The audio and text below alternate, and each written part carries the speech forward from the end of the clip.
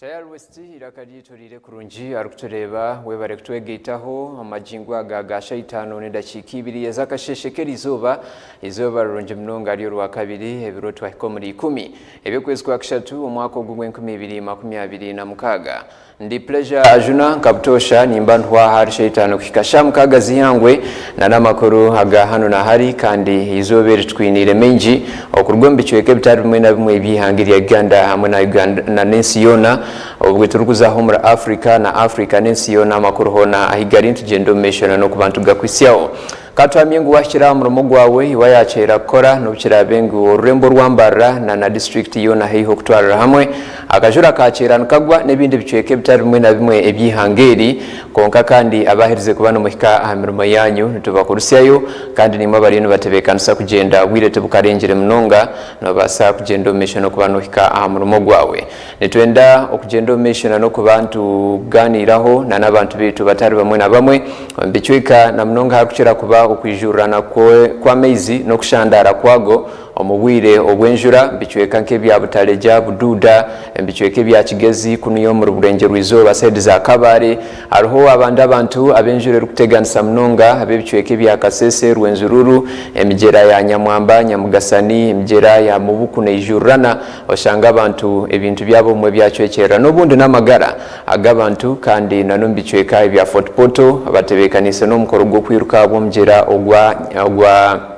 ogwampanga ebyo byona nebikorwa nkekigendererwa ekimwari ebyo byo kurebeka ngo ebyo buhangwe ibiti byahinduriza kandi bikatuletera okucwekerera narishi okunyangara nibyo bimwe muri ebyo turabe ntukuretera mu makuru gaitu Agahanu Nahari kandi obwo jicengu nitugumiza muna no kuba nitukurusya y'abacyara ba mama baitu ba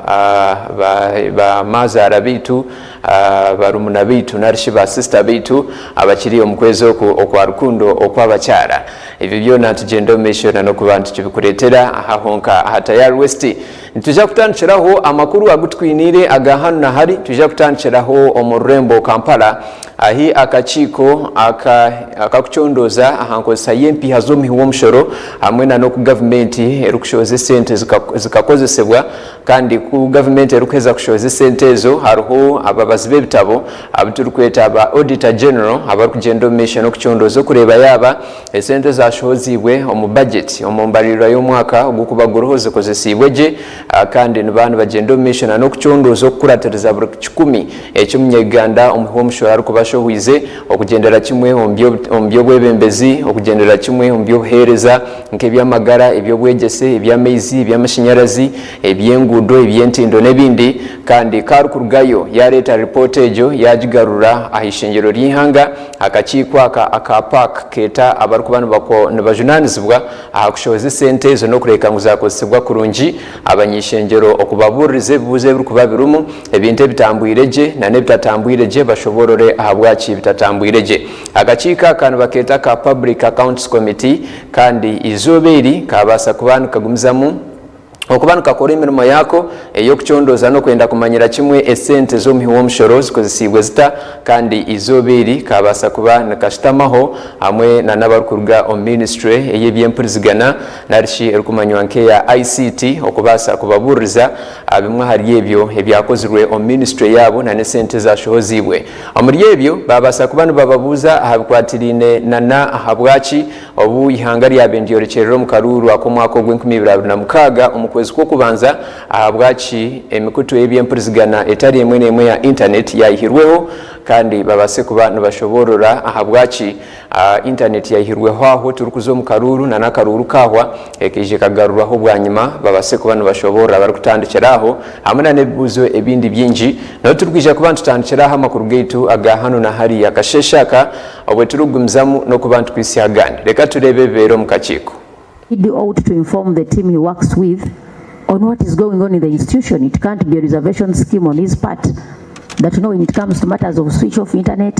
matters of how do you advise the EC on the biometric machines, it is a reservation and information known only to the ED. But you must know as the Minister of ICT, these are very important matters out there in the public. And it would be unfair of us as the Public Accounts Committee for you not to account for your advice, the advice that you gave to these institutions. Because for us, when it comes to matters of ICT and communication, it's you that advises the top officers. You are the technical staff. And even you are the ones who advise the ED. He's part of you. He doesn't operate alone. So we need to get the communication for the switch off, switch on. Yes, as we sit here before we leave, you will have to give us those documents. The team you have a big team here. Some of them even might not have what to respond to. So give them a note so that they can pick that info. The country needs to know why, because you've said it is because some of these agencies like MTN, Airtel misinterpreted the directive and ended up, denying us some services. So we also want to look at the directive and we see whether MTN or Airtel wasn't competent enough to interpret the directive, to know the limits of where they were supposed to, to stop. So the communication we are giving to you as an institution that is in charge of communications and ICT, is the satisfaction of the public on what went on during the electoral period in regard to the transfer of money. To some people, that was business lost. That's why we wanted you to be specific. Actually, the reason as why she invited you was for us. She told us it was gradual. Wanted to know when was the first switch off. Yes, Honorable Asman. You see, it is becoming a pattern now. In 2016, mobile money services were disrupted. In 2016, 2021, the same thing happened. 2026, it is happening. At the risk of being speculative, chairperson, 2031 is likely to happen. But I think it is really important for you to prepare the country. But here you have asked for the directive. The National Security Council, according to the National Security Act that this parliament passed, is chaired by the president. So in giving us a copy of that directive, we would want to see a document signed by the chairperson who under the authority of the chairperson of the National Security Council, to avoid overzealous officers. Because we know people who were on social media later on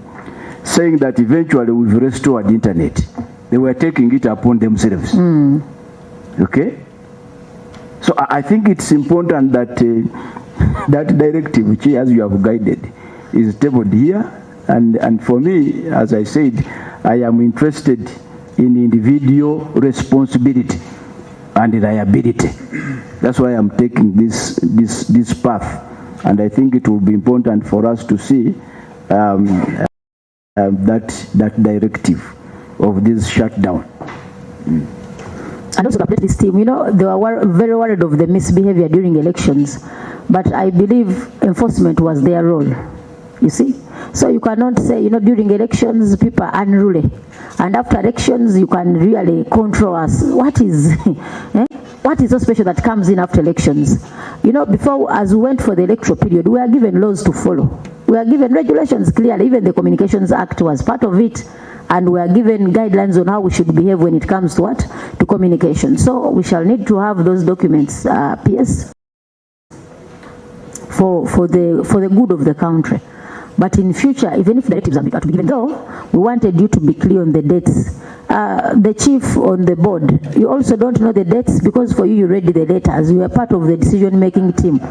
Didn't you see the dates? When did you give the first directive, the second one, the third one, up to the 10th, whichever the number was? When was the first cutoff? Yes, Honorable. Who also authorized the opening up? And when? Because I'm very sure these two processes were done through directives. So as you, Chair, through you, as they bring the document that gave the directive to shut down, they should equally bring the document that gave the directive to open up. Yes, so that we contextualize this matter fully. colleagues who have just joined, Honorable Sir, former presidential candidate. We don't know about your number, what we don't know, but we know.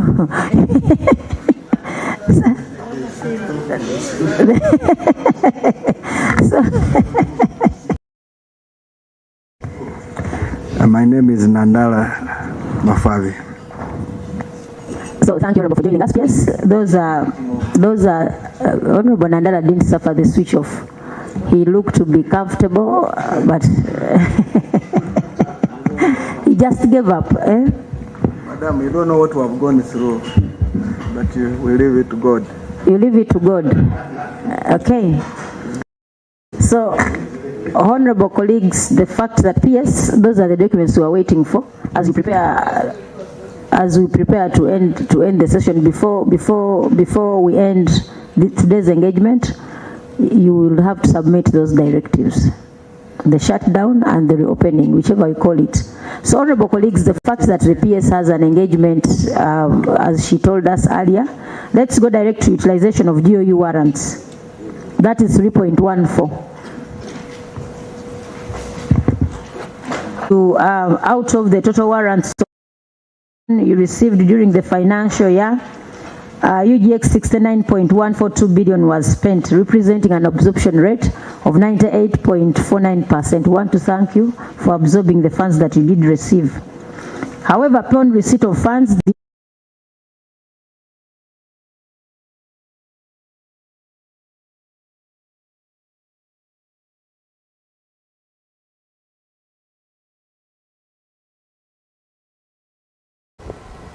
Chagendo mesho kandi hakona kachiko aka PAC Nahari Public Accounts Committee kakaliyo kagendo mesho nano kubuririza ahabwachi aba ministry bayine kushobora bwa government ya hiro internet ombwire bwa karuru kandi ogugwano reba ne chairperson wako arukumanywanka Goreti Namuga ogwo no mnyishengero owabantu ba mahogora county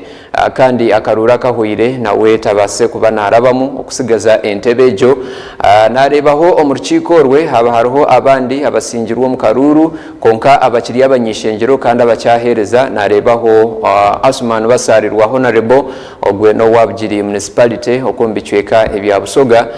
kandi oteireho nanayabira isimbira ntebe wa president owekibina echa FDC arukumanywanka Nathan Nandara Mafabi nawe yabarho omukachiko obwejuke ngo abobona bakabari aharubaju orwa opposition Nahari orubaju orwa barukakanisa government kandi akaruru kabasinga na internet eyihirweho so norebera kimwengu engeri barukubuza mu ebibuzo neba nerugira kimwe omundo murubo abwo kuba nibo bamwe omuriyabo abatarabase kubana barabaho okurugirira oku akaruru katirwe nanokahendeire okubana katerwa tukiriyo tugendo mesho no kubantu kuratera oruchiko rwe orwakachiko aka Public Accounts Committee hamwena n'abakuru ku rwo ministry ya Information and Technology Information Ministry y'ebyempurizigana erimu ICT kandi bariyo n'abagendo mission no kushobora enshonga ezibya karuru nitujja kubantu kugaruzaho omeshaho abase kuba niwe no byerebera abwiro umwe ebintu ebi nibiba biri birungi wabyerebera okukira okubihurira ahandi kandi nkata ya West ekyo ncyo turukora better ninga shincho kiturukora mnonga okukirayo okurebeka ngu ebintu ebi wabyetongera kandi nanabandi bagendo mission no kubantu babiyaha babyongerayo nitwe turukubantu bahereza content Nahari ebirebi eyibaru kugira ngo nebe eri content Nahari abantu abarukubana benda kutunga ebyo kugambaho aba social media abemukutebye empuzigane tali yemwe nemwe yindi abantu gendo mission okubantu bayamba tubahereza ebyo kugamba okwe ahamekutu yabo nabwe ekyo tayari West turuho okuba nitugendo mission nanokuba nitwisyaho amakuru Agahanu Nahari ago nagandi menji reka tugarukeyo omurchiko oru tubase kubantu etegereza okubiri looking for that money to have this particular store actually fully established. So from the bank's perspective, they are positive, but there are still other hiccups to do with the timeline and all that. So, but due to the critical nature of this particular activity, we had hoped we are going to convince finance so that we can actually get this money and we get this done. for the benefit of our country and also for the benefit of the ministry in stewardship of its mandate. Thank you. When do you intend to convince finance? Honorable Chair, we are in the process. As of yesterday, we did submit our proposal for this coming financial year in the MPS. It's part and parcel of the submissions we have made. Thank you. Yes, Honorable. Will you, I'm called Choma as MP Vanda North. Will you kindly relate your response to what the auditor indicated on page 13? Go to page 13 of your responses. Just after the table on page 13, and management indicated, just after that, the author said, however, it should be noted that the ministry received 100% of its budget. Now, how do you relate your response to the auditor's information here? So was the budget for GOU alone or with the other counterpart funding? Through my permanent secretary again, Honorable Chair and members, I must say we had what I would call dependency planning here, which was, I think, an oversight on our side. The GOU funding was completely independent of the counterpart funding. The counterpart funding is based at NITAU, and the way it was operating is that we have a technical team that are responsible for the activities related to that, and the funding is basically by NITAU. The procurement is from the World Bank, which is from NITAU, and all we are supposed to have as a ministry is a complete product or the deliverable in that respect. For the GOU part, as far as the funding is concerned, we did receive and we used the fund for the preliminary activities, like I did say in that respect. What are the consequences of not implementing this activity in time? What do we lose as a country?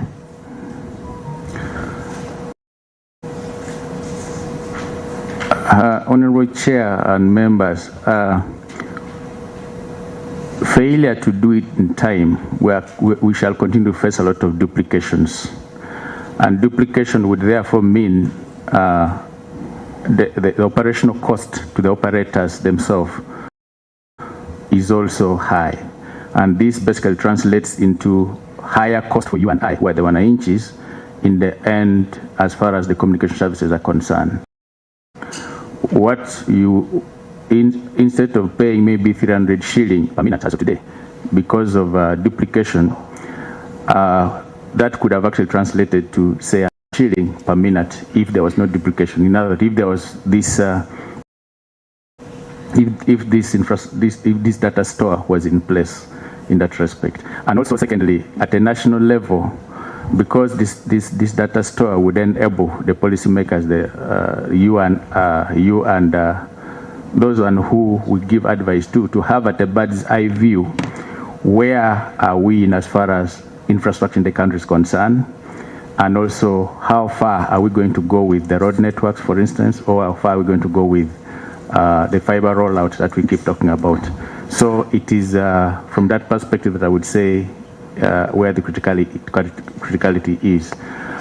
because this would actually allow us to have enough capacity as far as what I would call the digital road is concerned for the purpose of the country in that respect. Thank you. Don't you think this is long overdue? Compare yourselves with the neighborhoods within the East African community. If you rate ourselves in regard to performance in this area, how do you rate yourself? Through my PS, Honorable Chair, Rwanda has done very well in this regard. Kenya has also done fairly well in this regard. So we are really, if I'm to compare, we are behind. We are not moving at a pace through which our member country, as far as ES is concerned, we are not moving as quickly as we could have. And from the planning perspective, like I did say, I think it's a question of prioritization for the budget, for the people who give us budget in that respect. Chair, we need these funds to have this done as quickly as possible to address all these issues. Thank you. Thank you, honorable colleagues. We need to note that if there is an item that should be urgently given money, you know, at times prioritization on your part also disturbs us. The areas that you forefront are totally different from the priorities of the people, because automatically we are performing far below standard. Because if you cannot help the community access communication services as cheap as you can, people have been complaining about the cost of internet, even the cost of, you know, the units in regard to calls, unit call versus to our neighborhood. So I think you should prioritize having this data store as soon as you can. You know, we used to have a road constructed independently from what ICT does. The other one comes to cut it. I think we should have been far above that. So kindly, ICT, do your part. Otherwise, when you look at yourselves with colleagues within the East African community, we are somehow performing far below standard. When you go to item 5, monitor. Nibiye bibiri kugenda mesho mu rukiko rwe kandi turaganisa kwisyaho byona ko kubera rugeyo ahabwo kuba rukiko rwo cyagenda mesho kandi wabahura aba ministry ya ICT and National Guidance okuba ari ne behoza hompora ebuze rukubabuzibwa konka kandi tebabasa kuba nibatina no kushaba akasenta kandi akokubahwera kora emirimo yabo kandi wahura munyeshengero kazi owamaogola account harukumanywa nka Gorothe Namuga owekibina echa National Unity Platform ashitamiro Montebejo eya chairperson wakachiko ka park arikubagira ati esente kizibuno muzishaba konka zibura kora kurunje bizine kora ekindi arikubagira ngo ihangiri ya Uganda wageragera nsana mahanga gandi ya East Africa nirihanga erukurebeka nkersigire henyuma omunkozesa yesente zirikubaziba herwe kuruga mu government ebitongore bitari bimwe na bimwe ebya government okora emirimejo netujagumzamu enshongezo kuzireta ombwijwire no kwihirayo byone birabe birugireyo omekurugeitu agamshanju na genshongar shebirizo mwabaziyo tayari westira kadi tuntugumzamu nana agaruho agahanu nahari agutukwisia okurugombe chweka ebitari bimwe na bimwe kandi hatireka tukutware home district eya Rukunjiri okwe naho twinireyo amakuru agutukugendo meshona no kubantu kagusiyaho kandi omuriyago nho hariho abantu abarebirweho nibatimba ekina ahagati omukishayi cy'ompira gwebigere kandi nikigambwa ngo ekineki no shoti necho kwenda kuombeka kabiyonjo haze echo cyaretera abantu benji omuri Rukunjiri nangwa na Uganda yona amikutebye mprizigana etari emwe ya social media na za WhatsApp nyinji abantu barukugayo bakujumirira eki barukujya ngutishikire nakacengu nikikafuhe kandi obwo abantu aba babasa kubana beteramu na abebembezi okutaho mu nshongejo na mnonga abo abarukunjiri eki cyareta orientuma ya president of district ejo eya Rukunjiri enshongezi kuzitahamu omwami Broni kikanshemeza kandi omnyamakuru witu Smart Robert Mugabe amwine aho muri Rukunjiri na mubuza hanshongezi nezinde zirukiraho okubasa kugumzamu okutushoborera konka kandi abe yasimire abantu babutosha abo kuzabuzora misho bakarebeka ngo murumogo ubwo kombeka ekishayi ekinu mukishayi kombeka okabiyonjo tugwagenda misho wateireho na no kwemereza ababire nibatimba ekine ekyo ngo babanze bakomaho okusya enshongezi obuzirayetegerezebwe leka omunywa mutayi witu Robert Mugabe Smart abase kubana atusyaho ebigambo ebya RDSO gutugumizeme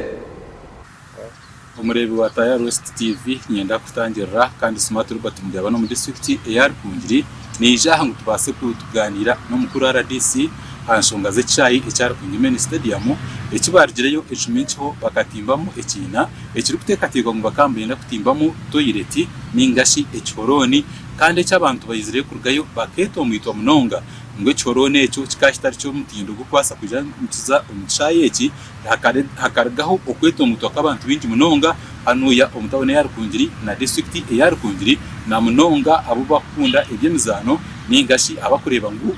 abakureba oburungi ogwechaye eki ngwe twatayisa omukuru RDC kandi ogu na RDC wa district ya Rukungiri omwambroni kikanshemeza okubasa kutwerekaho anshonga esquadrine na nichaye eki omwam RDC echaye eki ntumanya ngu ebintu byone bikuzakorwa ebya government nebane bikorwa RDC ahereze kwiguraho omurimo gwo gukora umurimo tugire nti omurimo gwo gukora echaye eki mukakwiguraho nka office ya RDC nomanya omururimi gwita abantu tukamanyira toilets na Peter Adwin barahandikaho ki toilets nkantaramanya what type of toilets konkanye uko nagambire my deputy akari no mu office ari busy namujante naba busy munonga and we must go for launching so represent me nkamukama we akabare tekwa kuri kize kinajanta ikinamuganda nawe nubwo aza kuronkinga ikinakugira nti waze oversight wo kuyahikireyo ebintu kuko biba planning ba mabiwo chuba machi so kutera yefuka turatera yefuka uwakayikaratera hofuka omumunanka ni mu mind zize manya toilets Peter Adwin kera mwizire nico nakujya nti tuwaza oversight ekindi cya kabiri nkati nkoko rya kujya ngo iroko nkorere kiri ninye namusindikireyo eco ndakemera onone tegereza so launching cyo warambuza launching tukagikora konko mugikora ara now by the way it was an oversight namwe nuko twagire kwikaho twashanga we launched a wrong project eco ninkigarukamo ngo we launched a wrong what project hatukunagiye kubuza nanka ni deputy yanje kandi nyona aramangwe ibintu byonora bimanya nyuko wasindika ati naza no kuva nyona namanye ngo wari vice jeda za biwo choose oramanya what type of toilet we are going to road but so nyona ikayonda tera aboko ekindi ecaturetire muka confusion tukaba tutararonkinga project eno egizo tukaronkinga nka project sitana wanyitegereza kandi hagataye umurimo muhango no kwikaho okareba kubiri naki okareba biwo chuze okatera yefuka mukakwata umuhanda mukajya muta mukagenda konka bwanyuma after launching atwaheza kurugayo then twatunga makuru ngo baraza kutapitera Adwin mekanisa ari namakaga abantu naki yabura tahe kintu rateko kureba ngo cha movinga na environment yaci yaba wanyitegereze echayi kizitiri chemeye kwa kiriho toilets zo murembe kandi ezire arayonjwa munonga bakaziyonja munonga okureba ngo tizahirwa munendwara izirije zikagwaza bagera ki abantu obuyonjo ekindi aho ziri honka mu municipality bashamu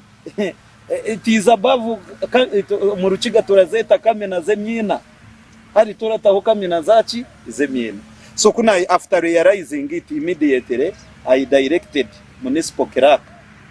n'abantu bakaba bakirebera nangwaho ndasima abantu ndakunda abantu abarakunda kureba ikishobere bakatera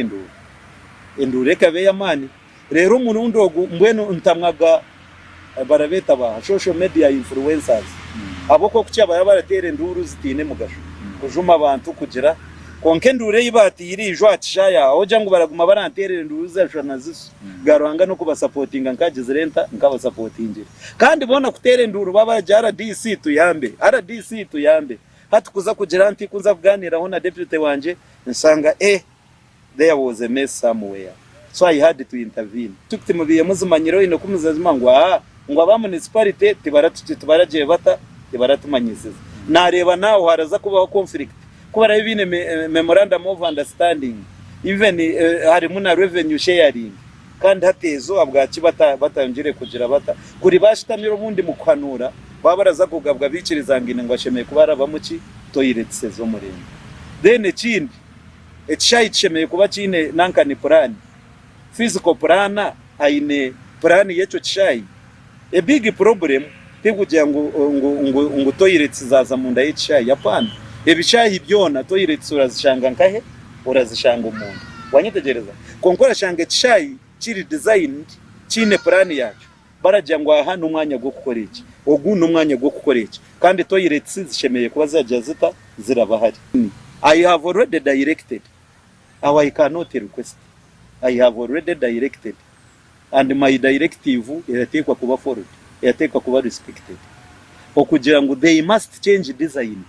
of those toilets. Aba mu toilets zitwe nungi izezamizi za flashing ezi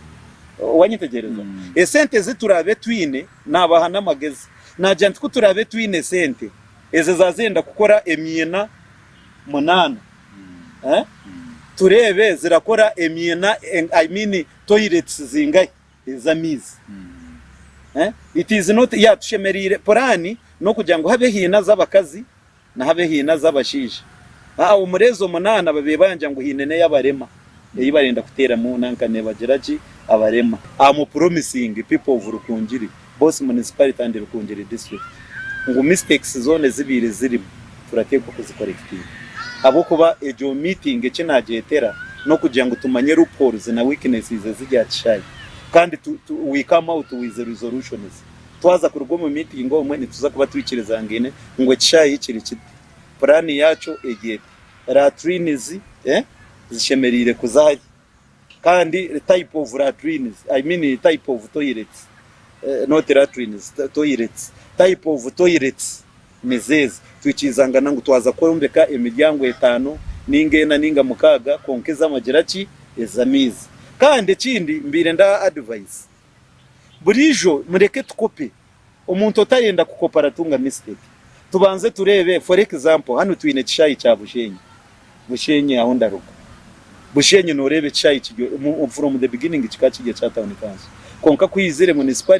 municipality is in charge of that playground konka ne cyayi cya bushenye district tikine boundaries but management ere under municipality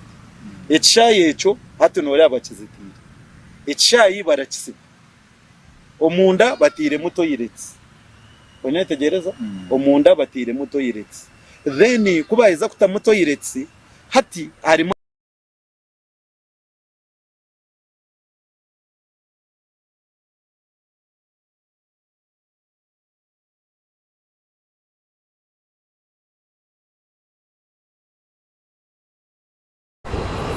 Nako kwikuruga mu district ya Rukungiri oku enshonga za toilet hagati mu kishayi za leta ikizibu kandi konka entuma ya president of district jo Mwami Broni kikanshemeza wa muhura rukushoronzia enshongejo akujangu hakabamu enshobi na miscommunication inche kandi na toilet kike kirukumbe kwa abantu bito mwene babaso butacenganeha kandi na habwachi kandi na noku yashobora ngo deputy we akagenda nawe akari habwangu yashanga yatera hemfuka na nokombeka okutimba kwa gendo mesho konka bakaba batajenzire mesho no kukigenderera ngo kishayi kiwineki toilet yacho yombekwe omukishayi hagati yo muringo gurukushana gutyo reka turamye ngo nibija kuhenderaje ahabwo kuba bebembezi baherize kubitahamu kandi umuranga gwashyire abantu abukirukwataho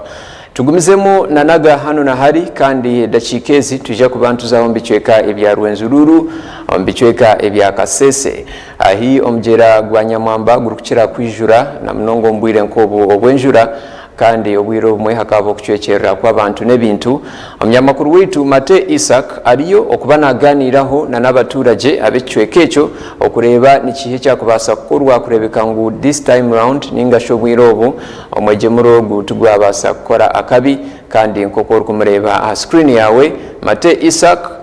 tukutangirira obase kutumanyise biri kugendo mesho ombaturaje na mnongo bwirobo obwenjura eriyo negwa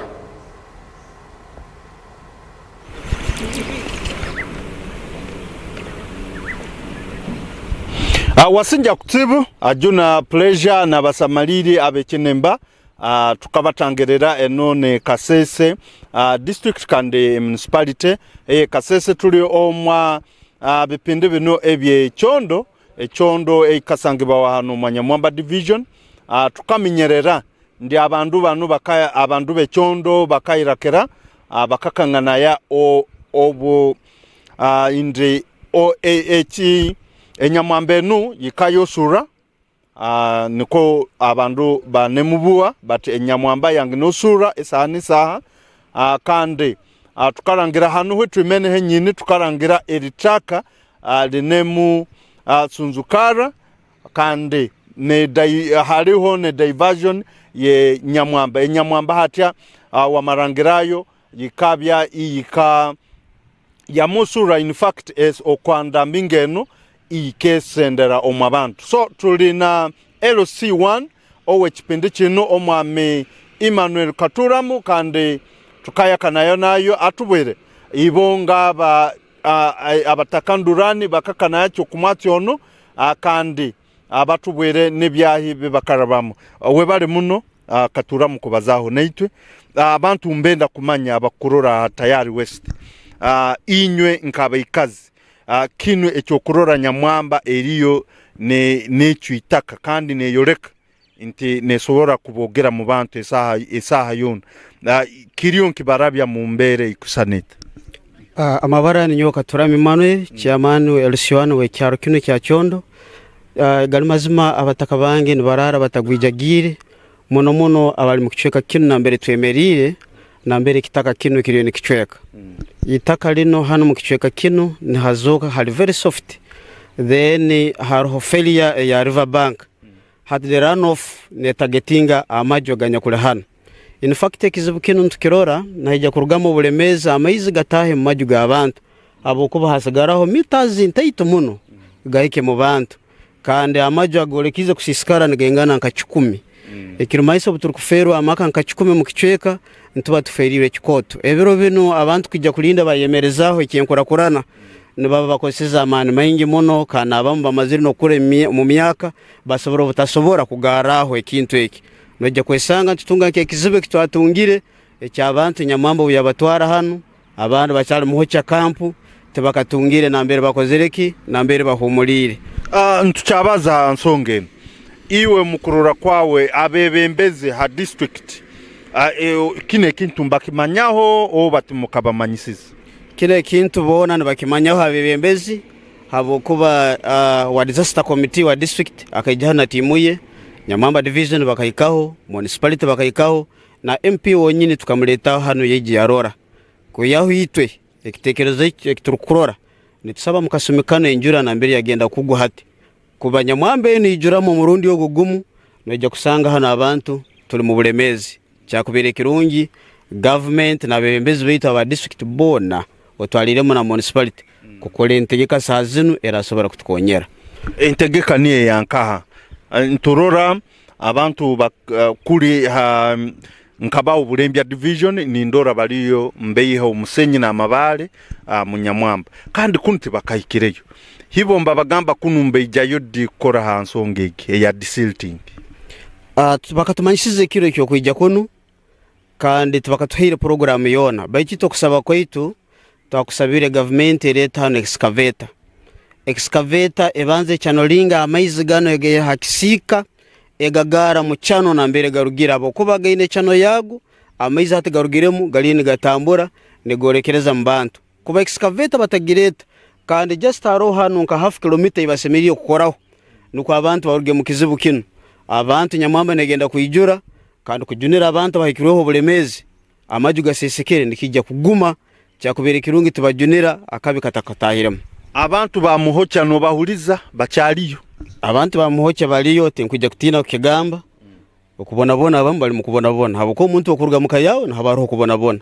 already nabamwe bakarugayo habwe mbere nyakuliyo bali muntu no kupangisa amajuga kubalemere nagenda hano bamubingaho nagenda hano bamubingaho habwe mbere banja byabo byona nyamwambe kejya bisipinga habwe kizibe kiturukurora kuya kiturukusaba nyamwambe no ebisika byayo byona byorobere kandi nyamwamba ni ijura exaro kinu kiri very stubborn buli muntu ena nakimanya mu history ya Kasese Burundi ya Uganda yona nitusaba government etekereho station ya machine routine desilting ebegene baho mu kisaro muno obwire bona nuko exaro kireme kuruga mu cyano kikatomere bisika okujya kutuletera bizibu nka disaster mu kicweka ntukimanyira nte na hanu muinaye kizibu enjojo entale kuba nziruga mu irindiro lyazo ya Queen Elizabeth ensonga ya kawaya ya hikanka ensonga ya kawaya balengere ukora baitu hati aroho na mbere bahikire mu cyaro kinu kandi bayemereza ikirimaso hati habaho gap na mbere zirukuraba buri kiro ikirimaso bakingiro kuhona kandi mu kicweka kinu zatunga umwaye na mbere zirukuraba buri kiro tutire nduru ntusaba omwanya ogu bagwigare kisobozese omulimi asobole kulima hati nka hano mu kicweka tuyine ekizibu abasaija bakiro obwingi arugonza kulya mu musiri narara ahero abamba ikiri no kuhutara ne bayiruka abuko ebisoro aroho bukuba bire stubborn bitandika kubahambi kandi ugenda kubagambira mu kizibu kitunya kwina hano mu kyaro hati tucyarura no mwana nazarwa mu kicweka abukuba abasaija bona mbarara aheru abakazi nuba kurara mu maju hati nko mwako guhwire mu kyaro kinutazokire muno mwana no manya kuziru habwe kizibu cy'abasaija ne barara mu kisaka barara balimba binge ebisoro kandi rutaro rw'amani kandi obo mbizibu emisiri yafuire ebisoro mbigisisa abazaire batekereza kuha mufizo kuherera abana abandi bali agriculture loan no sanga balimba rwana na banka abo kugarayo sente zitazokire mu musiri ebisoro bimazire kubisisa kale kigambo cyawo cyo kumalira abantu abakurora kukira muno habebembezi enjura ngino yatandika ntunihira ntineja kugwa mpaka mu mwezi ogwa katano so abebembezi no bagambira ki kutwaliza hamu na office ya prime minister ni saba abebembezi bona mu Kasese district mono ya disaster committee ya Kasese abebembezi betu wa Kasese municipality na MP hamu na office ya prime minister okututekerezaho hansonge no mubwangu kuleta excavator enjure eno etakayijwiza hano Nyamwamba habokuba ito hano mu Kasese tukimanyire by 15th of March enjura netekwa koraki netekwa kutandika na amani netusaba excavator bagirete basobole kutukonyera amaizi gano bagaye hakisika nuko galiki kurolera amaju g'abantu nyeche tukatunga obulemezi bwa abantu kufero amaju gabo kandi kuno government eroho netusaba abantu bajunire batakayikirweho obulemezi bwa amani muno habokuba asigere few meters kurira amaju gona gahwaho kale webale wasinja kutsibu omusamaliro wekinemba onu ne Katuramu Emmanuel kandi ne LC1 owe kipende kino ekyechondo tuli majengo niko ngali ababwera inde ano abandu bali omwisaga yenyenene habwe Nyamwamba kanja inde ye esaha nisa ya musura ike tuhura ekidongo cyayo kandi ike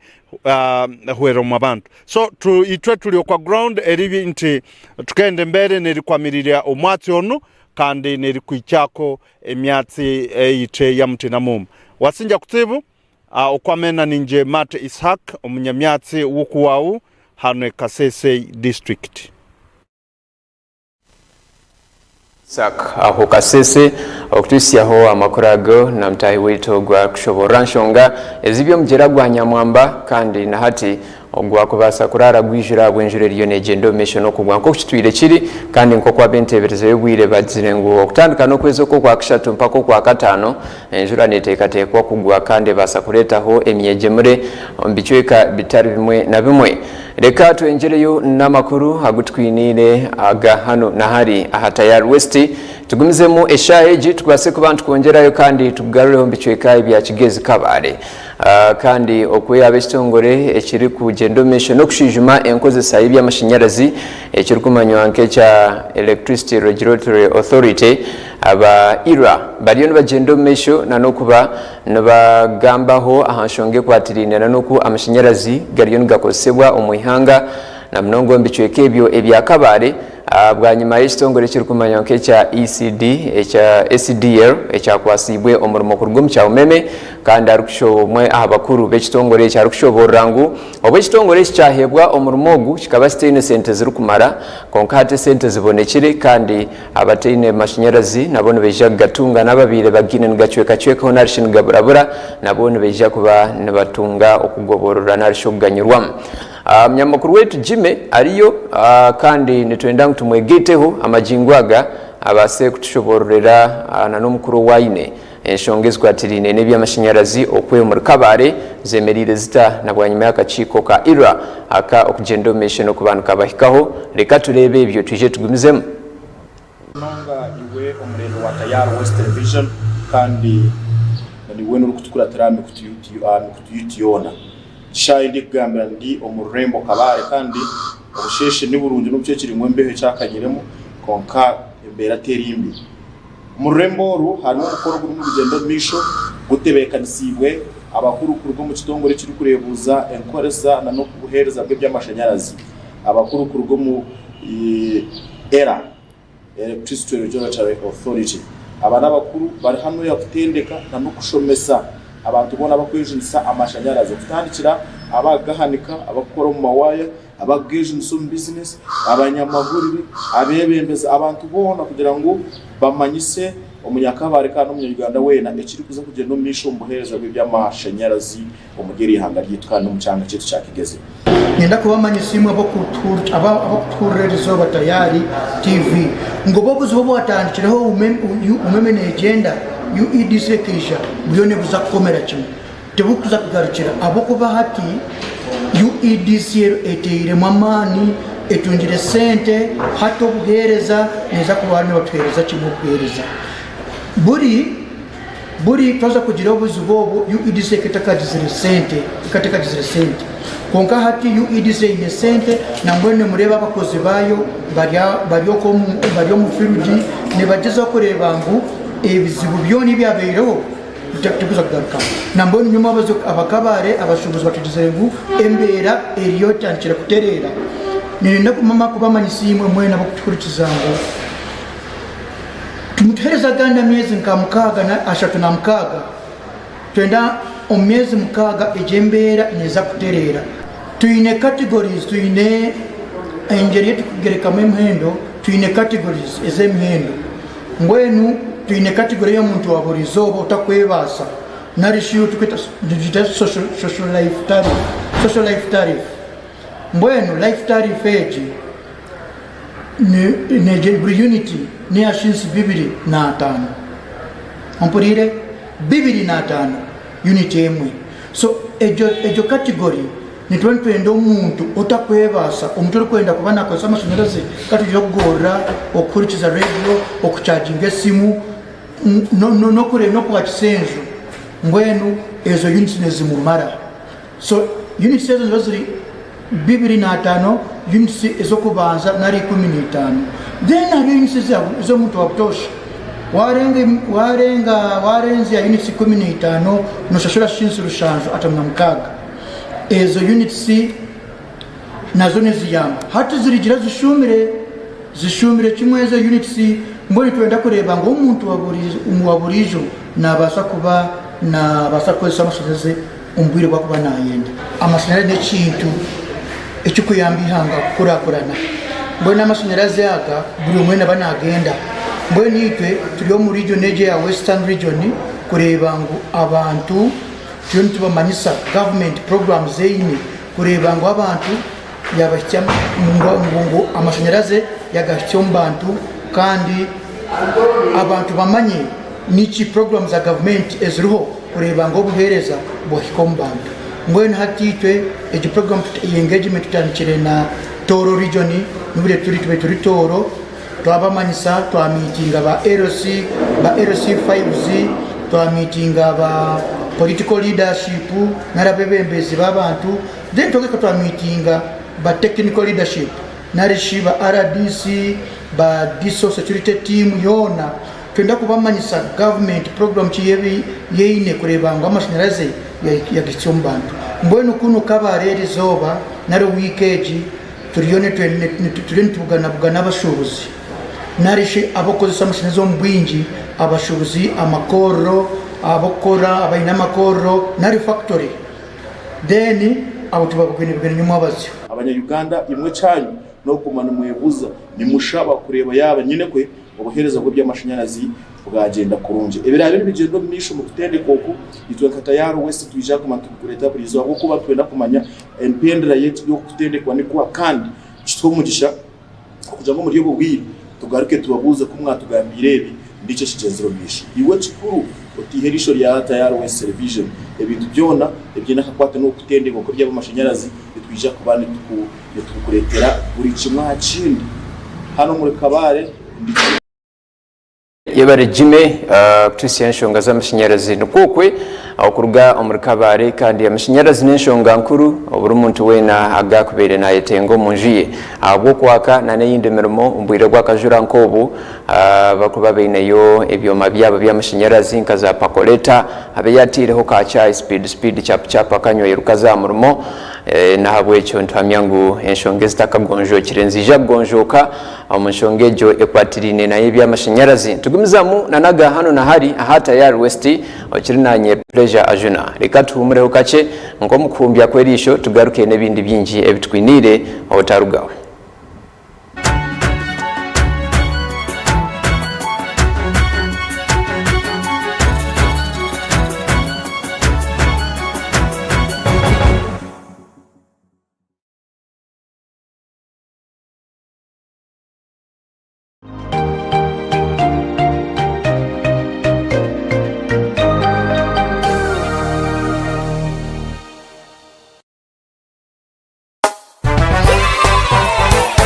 It's happy time,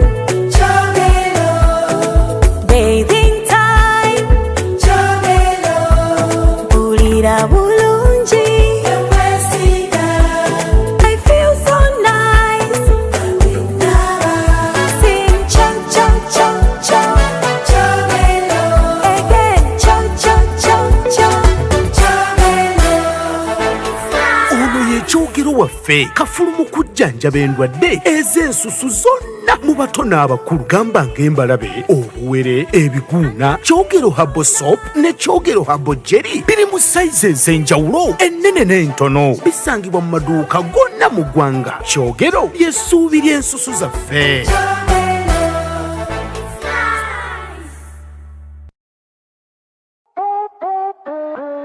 Start something new, something uplifting,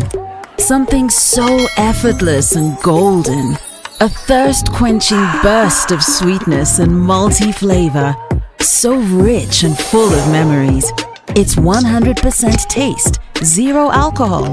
Try it, savor it, feel it elevate every moment. Sip after sip, gulp after gulp. After all, life's about turning ordinary thrills into golden chills.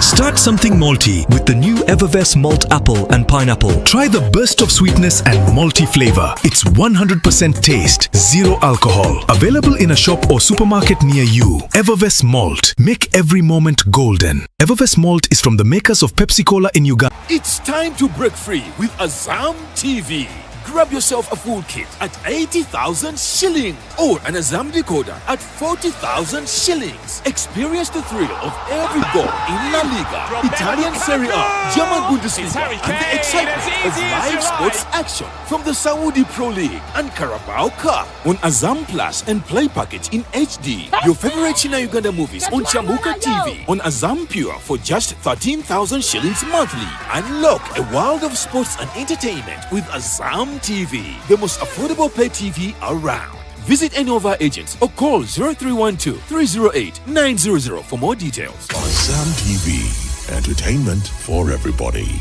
Ona umplotsi 15 nomsho amiteine katete mbarasite ubure kutunga meyawe haza kandi kwinyena plots nunje zindi omyanya mirungi amhanda yona erukutaha no kushoro muri mbarasi Bushenyi Road omchiyeje $5,000,000 na Kashaka $10,000,000 Masaka Road Robiyenje ya Aspira $2,300,000 na Kanyarye $8,000,000 Kabare Road omuricece $5,000,000 hamwe na Karamo mukategura $8,000,000 Ibanda Road Ishanyu $15,000,000 na Ibanda Town $2,500,000 no basa kushashura hetreka echa pasenti ya 30 rere ziratugare oshashura hagati ya meza 3 nyabura we ija office zeitumbara Chosiga House Mackenzie Street omanye birukuchira esimu not mushanju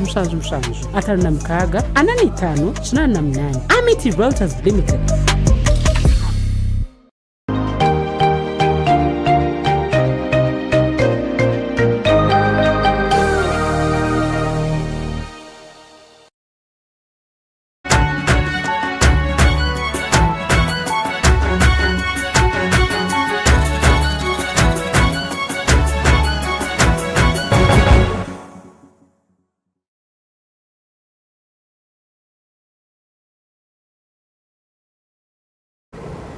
Tabarukum kahumra konti gumzamu na makuru Agahanu Nahari atayari West kande shaheji ntuza ku bantu kongera yo makuru agandi obo turi kugenda mission no ku bantu kumanyisa ibirukufa umuyihanga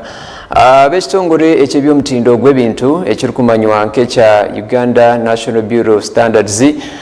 kiri kukyebera omutindo gw'ebintu ebintu byona ebirikuruga omu ihanga na n'ebirikukorerwamu abanyayuganda baza kubikozesa ninga abantu bona bari kutuula omu nsi egi eya Uganda bishemerire kubanza byakyeberwa okwenda kumanya omutindo gwabyo okuguri kabibe ebyokunywa kabibe ebyokwombekesa kabibe ebyokujwara buli kimwe kyona omutindo gwakyo gushemerire kubanza gwakyeberwa kagaba amajuta g'okwesiiga okwenda kumanya giina kabi ahamagara g'abantu narishi gari mu mbeera nungi abanyayuganda kubaasa kugenda omeshono ku bantu bagakozesa kandi amajuta na n'ebindi bimwe by'orukushanga ngo obundi bintu bireeta oburwaire nkaza ekokoro narishi endwara ezindi ez'omubiri so ebyo akakiiko akaka UNBS tukari kubyikiriza kugenda omeshono ku bantu bakozesebwa omu ihango nabwekyo akakiiko ako aka UNBS kineho orukiiko n'abanyamakuru kandi kariyo nikagenda omeshono okushoborora oku emitindo y'ebintu eshemerire kuba eri nabwekyo iwe nkomurebi wa Tayari West niwe nekyo mugasho manye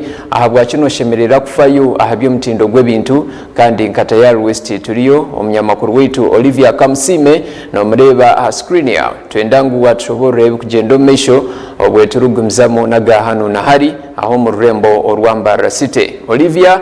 tushobore kugenda omesha.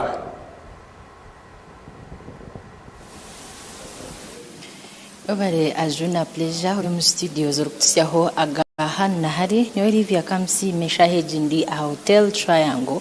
aho mushomo gw'abanyamakuru okutendekwa na mnonga bukwataganye n'omutindo otireho n'ombaro gw'ebintu ebiri hakatare bari bashomesibwa erizoba kandi gutandishire izobe ryanyuma abaziyo nguza kwano guhendera izoba eryanyencha kare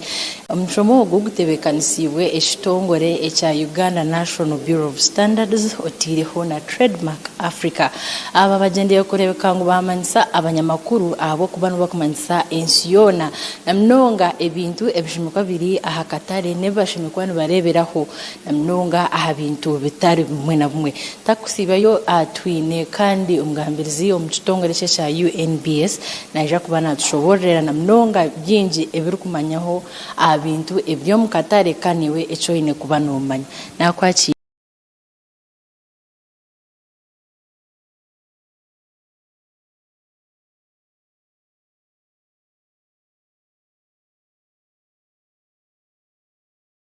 nubwo kushomesa abanyamahurire ninga bakweta journalists so mujungu ogwo mushomo tugutireho na nobuyambiko rwo mu UK Trademark Africa na UNBS tukija twa partneringa twayitegereza ngo abanyamahurire ninga journalists bine kumanya mutindo gw'ebintu biriyo mu Katari kwenda ngo bana bahereza amahurire gabo ninga bakureportinga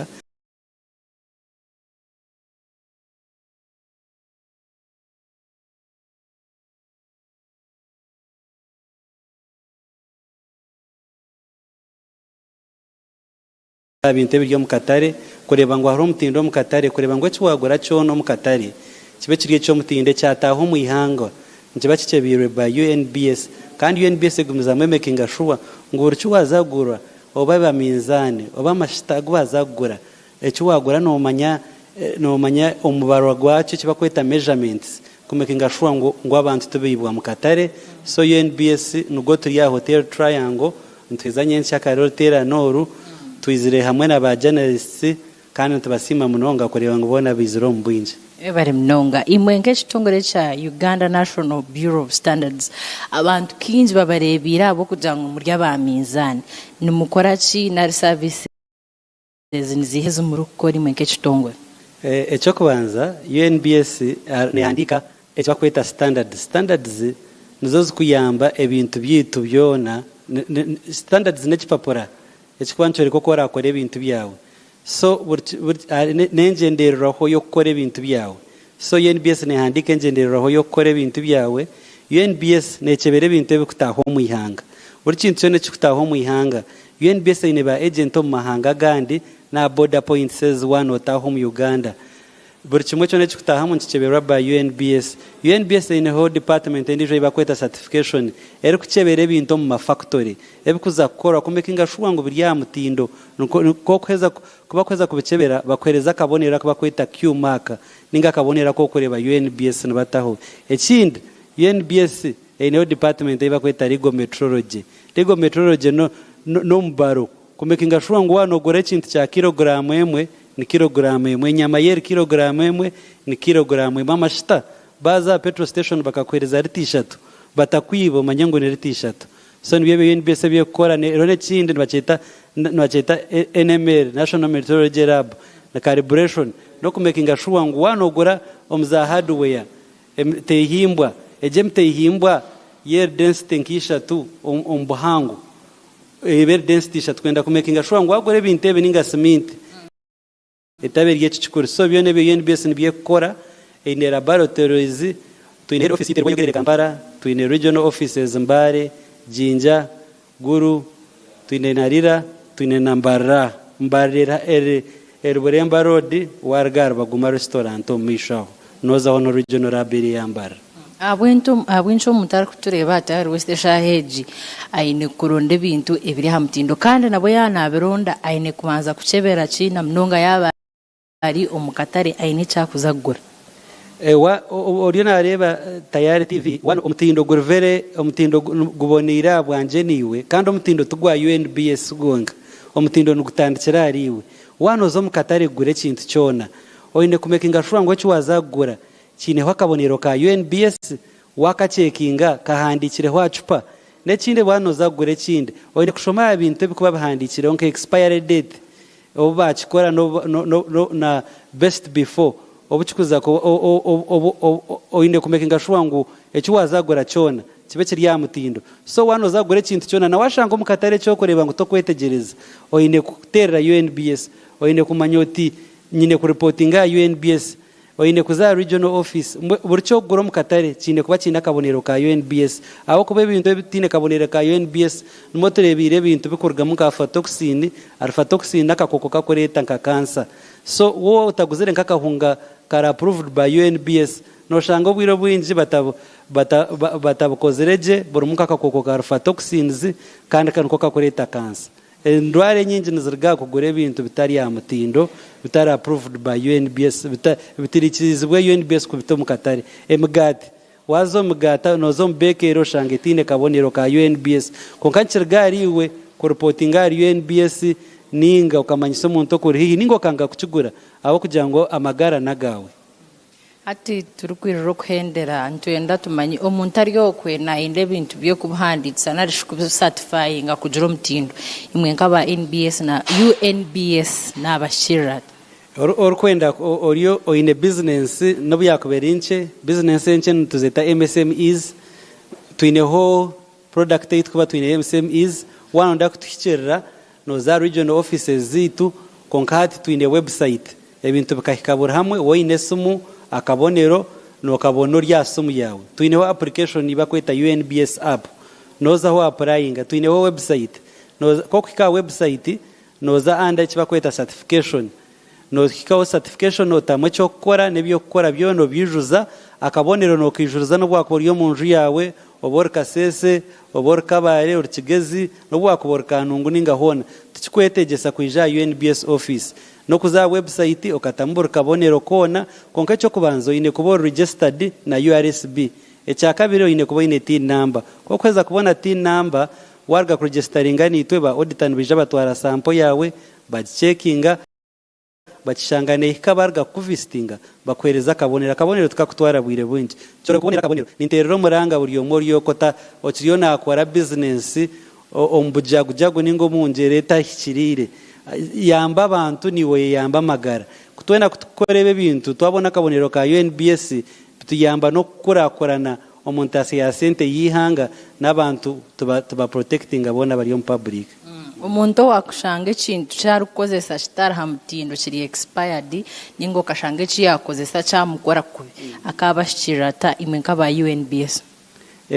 umuntu ari kutuyamba ku washanga ikintu kitari ya mutindo mu public no basa kutukiroti no basa kuza regional offices zitu twine office head officer Kampala endijo tujine Mbarra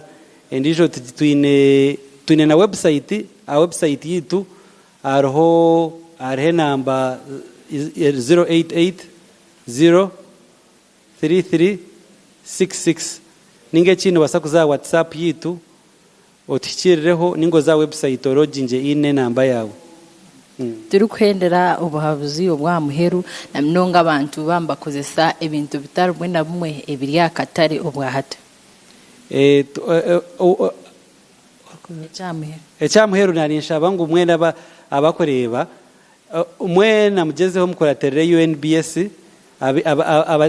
abariyo kombutare ntuza kubantwija ntuza gumuza mune mshomeje tekuza kwenderera izoba ntuza kugezaho ntukoragana n'abanyamahurire nkakuno yo mburengeza bwa Western Uganda kumekinga shuwa ngwebe bintu twaguma tubisiyaho na project ezkwija zirinske zo kuhereza obubonero business enche ntuzaguma tubahikaho na za parish development model ntuzakwija turiyo muhanda obutwatandika n'abanyamahurire ntuzakubahikaho konka mugumene mugore bintu ebero hakabonero ka UNBS kandi ntubasima gumana mu reporting ebintu ebitine kabonero Ebale mdonga omulevu wa Tayari West kandi twabatwine Mike Tayebwa ugambizo mu kitongole cha Uganda National Bureau of Standards kandi shaman mdonga yatugira ngo wakozesa ebintu ebitara hamtindo bibasa kuteka amagara gawe omukabi okurwara uburwire obwekokoro ndio Olivia Kamsime kandi ntugumuza mno mshomogu a Hotel Triangle. Back to you Ajuna Pleasure. Ahari Hotel Triangle ho murembo rwambara okutusyaho ebyaba UNBS bariyo nubakora na mnonge bwatirine na nomtindo gw'ebintu omwihanga kandi nkoko wahura buri kimwe cyona kishemerire kuba kino mtindo abamote barukimanya ngo hari hemite himbwe y'ebicupuri hari hamabata g'ebicupuri hari henkite z'ebicupuri hariho emyenda nebinde bintu ebyo shemerire kumanya mtindo gwabyo kabasa kuba no tamburaje oteine buzibo netwendeza okusibaje aho nho twahenderera Agahanu Nahari izobere tujagaruka nyincha kare omu makuraga 5 mpaka mukaga usibe kurungi otaruga Tayari West mukamarinde.